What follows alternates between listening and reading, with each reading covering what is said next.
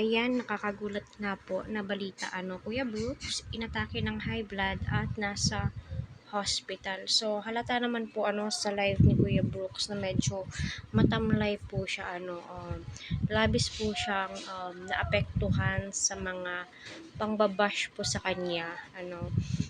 Yung iba po kasing viewers, commentators, grabe kung makapag-comment below the belt, nagmumura, yung tipong sila na po yung nagpapakain ng tao na wala naman po tayong nakikitang pagkakamali ni Kuya Brooks. Sadyang friendly, kahit si Kuya Val naman po, makikita naman po natin very accommodating, ano ba tawag nun, so ayun, so si Medit daw po ay involved sa mga pangyayari kung bakit nga daw nabash itong si Kuya Brooks. So, unang-una, wala po ako sa kalagayan ni Kuya Brooks. Wala po ako sa kalagayan ni Medit at ni sino man sa kanila kung bakit, kung ano yung nangyari po dito.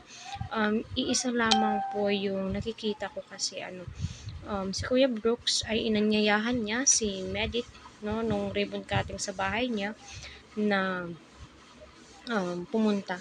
At iyon, hindi nakapunta at dumating yung ganito, ganyan. So, yun na nga po, at doon na po nagsimula yung issue. Although, wala naman pong issue, kasi the time is andoon naman po si Kuya Val Santos Matubang at alam siguro niya na may mga pupuntang sponsor sa tahanan ni Kuya Brooks at yun, andun din po si Medit, kaya napakahirap at unang-una nakakaawa po talaga yung sitwasyon ni Kuya Brooks. So ipag-pray na lamang po natin na sana ay nasa mabuti po siyang kalagayan at maka-fast recovery. As of now, si Kuya Brooks ay sinasabi po nila na nakalabas na daw po sa hospital.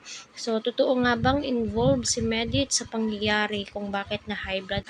Kung bakit na high blood si Kuya Brooks?